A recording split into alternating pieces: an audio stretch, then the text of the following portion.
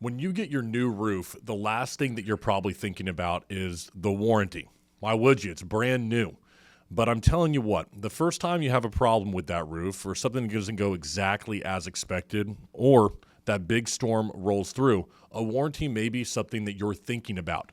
Today on Roofing Explained, as always, we've got our roofing expert here, Mr. Mike Feasel, to talk to us today about warranties, what you can expect, some do's and don'ts to make you educated as a consumer.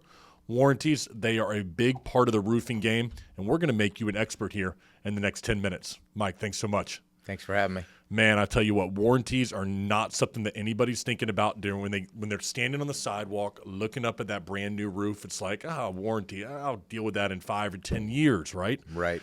But can you break down for us, first of all, when people say roofing warranty, are there different types of warranties, lengths of warranties? Is there like the fine writing when I get a warranty for my car, which I never think I'll ever be able to use? Yep. Break down a warranty for us and what it means in the roofing game. Yeah, I mean, like a car, there's extended warranties, there's all kinds of things. So you have two primary types of warranties. One is the labor warranty, which is a labor guarantee from the contractor that did the work, and that is separate from the manufacturer's warranty. The manufacturer has a warranty on that product, which needs to be registered when it's done. That warranty doesn't have a lot of teeth behind it, right? And rightfully so. That roof has to be installed properly. The right number of nails, placed in the right place, with the right ventilation system and the right underlayments and all these other things, because how can that manufacturer be liable for something that was installed improperly? And there are probably as many poorly installed roofs, like very poor quality, as there are really high quality roofs. And I would say far fewer high quality roofs. So big difference. The final piece is where the manufacturers have certification programs where only certified contractors can offer a premium warranty, which is backed by the manufacturer on labor and material, non-prorated. And that is what I strongly suggest that if you can afford it and if you're staying in the home long term. Okay. It's the type of system that we install. We want we install premium roofing systems with manufacturers guaranteed warranted systems. And as you know, with our company, right, we won't install a roof that is a builder's grade system. We don't want the problems that are associated with it, although many times a builder's grade roof is all that makes sense. Yes. I'm leaving the home in the next 5 or 6 years. I plan on selling. There's no reason to spend for a premium roof or premium windows or premium anything. You're not going to get your money back. Okay, so I have questions about this because you said a couple of things there. First, I want to talk about these certified contractors when it comes to the manufacturer. Yes. Is that a question that a homeowner can ask directly to a contractor sitting at their dining room table? Are they a certified, say, whatever the name is with the manufacturer that they use? Correct. Do you have any manufacturer certifications? If so, show me. Okay. Right? And most of the manufacturers all have certification programs and full system warranties. So it's not just the shingles, it's the underlayment, it's the ice and water shield, it's the hip and ridge cap. Yes. Right? So now, I think that you'll probably agree with me. I really do. I encourage a homeowner to do a little bit of research on the certification itself, because I think you would. Today, I see every roofer has a platinum certified, gold star, whatever warranty pledge, and sometimes I think it doesn't take much. But then there are others that have these warranties and these certifications that are meaningful. And for the average homeowner who just sees the side of a truck with a nice logo and a symbol, it can seem like, oh, well, that one's just as good as the next. But some simple Google search for what does that actual certification mean could save you a big. My brother and I helped design the GAF Master Elite certification program back in the 90s. They hand-selected 12 contractors across the country, different regions, and we came up kind of with the best practices of what we felt that would look like. And that has always been the premier warranted program, certified contractor program. Owens Corning has a good one now. CertainTeed has a good one. TAMCO, Atlas, they all have nice programs. I would focus less on that, find the product that you have an interest in. If you're looking for a certain style or color, and then again, it's always back to find the right contractor. find the right contractor. That's going to matter the most. I believe that all of their high-end warranted systems, all of these manufacturers are going to stand behind their high-end warranted system because they are on the hook for labor and material. And if something happens to that contractor, they're going to make sure that, and something happens to the roof, they're going to make sure that that roof gets repaired. So I want to talk about something that I've had a contractor we've worked with say. They call it a leverage warranty. Now, there's no official name for what it is, but leverage warranty meaning that if you're working with a contractor that does a lot of roofs, they have the leverage with the manufacturer to get things done. 100%. And do you see that too? Like, hey, there is something to be said for working with somebody who's got those 500 to 1,000 reviews that we've talked about on previous episodes. Yep. Because when something does go wrong that maybe perhaps is manufacturer related, they're able to go ahead and get that fix quicker than somebody who's just been in the game for a couple of years. It's like everything, right? The volume talks, and they also know if you're a reputable contractor that does the right thing. It's pretty hard to pull the wool over the eyes of a roofing contractor as a manufacturer, like maybe a homeowner may feel that they're doing. They can't do that to the contractor, and he buys a lot of volume. Yeah, they will have that leveraged warranty. I love that, the leverage warranty there. So they're 100% right. And I believe there is something for homeowners to consider right there when they're choosing a roofing contractor. Yep. You know, someone like yourself, that leverage warranty is huge. Just the Feasel name within the industry and your years of experience, but also the Roof Maxx name itself. When something goes wrong, they're going to take your call. Yes. And as much as we would love to think that every roofing contractor is going to get the same customer service, the fact is that manufacturer is going to pay attention to people who've got, they've got the orders, the purchases that would justify them paying attention when you're talking about billion-dollar businesses like your GAFs and your Certainties and the one that you mentioned. Right. I think this is something that a homeowner should take into account when choosing a contractor.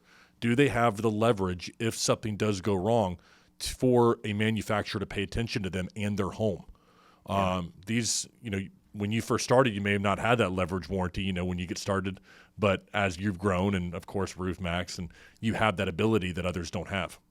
Yeah, there's definitely an advantage with being a larger contractor when it comes to getting the manufacturers to do what they're supposed to do. Mm-hmm. I'm not saying it's always their fault, but if it was, and there is that time that it does happen, and I'm not saying bad things, but you want to make sure that they're going to pay attention. Yep. You talked about creating that GAF warranty, which in my opinion it always has kind of been the last, kind of what everyone else bases it off of. I think that's fair to say. But you mentioned this word prorated, and this I think is so key when you're talking about the fine print within warranties that are out there. I don't think a lot of homeowners understand that most of these warranties are prorated. You're not going to sit there and, let me let you explain it. Yeah. This is a common misconception. What is a prorated warranty, and where this is the majority that are out there, if I'm not mistaken? Correct. If you're not buying a manufacturer's non-prorated, very high-end warranty with a premium roof, Class A, Class 4 hail impact rating, things of that nature, you're buying a builder's grade roof that has a very steeply prorated. So at year 10 and 12, the sealant tabs that glue the shingle together so they don't blow off in the wind, they are guaranteed for 10 years. Okay. So there's no warranty on the adhesive after 10 years. So if they're and that's your typical shingle. So essentially that roof has a 10-year warranty. Now, I understand why the manufacturers have to cover themselves, right? So, and there's so much risk out there, especially with the way weather is today. And there's a number of other challenges. And with the roofing industry, it has to do with the labor. Mm-hmm. I mean, there is more poor quality work or subpar work out there than there is high quality work.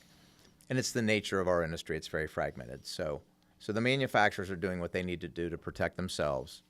But at the same time, the customer is trying to figure out, is there any value to this warranty?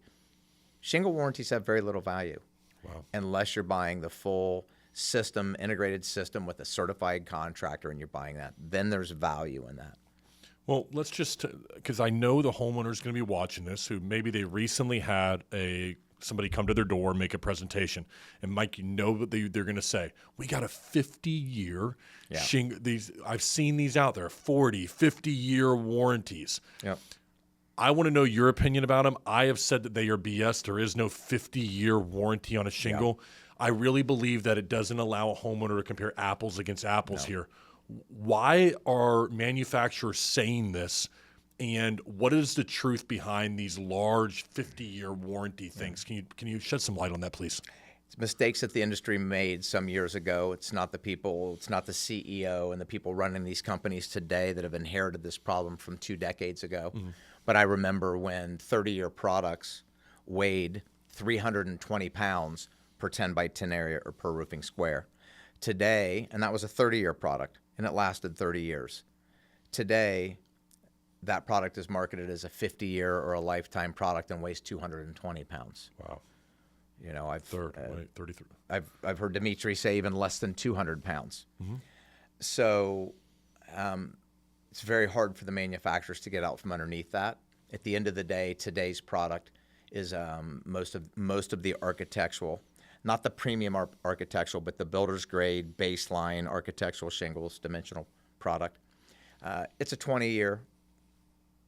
15 to 18 in Florida here. Yep. The insurance company, as you know, in Florida at 15 years, you're getting a letter, got to replace your roof. We're going to cancel your policy. That's starting to happen across the country now, and definitely in the coastal communities where there's risk of hurricane. And you're going to see those roofs go to 18, 20 years in Ohio. Again, part of the reason for Roof Maxx, right? We can treat a roof a few times, and we can take a roof out to that 30, maybe 35 years. With our product, but it's because less asphalt means less oil means a roof that's going to fail sooner. So unfortunately, it was a marketing game that when one company did it, everybody else was forced onto that same playing field, and it's kind of hard now to reel that back. I wish they would. It's my biggest beef with the roofing industry on the manufacturing side, but I do want to say I don't think it's a bunch of, because I hear conversation around it, but it's not a bunch of CEOs sitting in a room going, how do we take advantage of the consumer? It's something that they've inherited. Mm-hmm. And it was a really bad decision by a handful of people. And I remember when it happened, and it was very frustrating when it did happen. I want to ask you this final question, because I don't think anyone thinks about this question when it comes to registering warranties. Now, I have a client of ours that we've worked with who we've tried to come up with a commercial for this individual talking about them being the #1 company for registering warranties in Florida. They register more warranties. So they register it themselves. They do it. They should. Yes. Okay, so good. Yeah. But the issue with that is when you say that to a homeowner, they think that's a bad thing. Like you're having to register all these warranties because you're the one who is having to use them. Yes. But it doesn't work that way, Mike.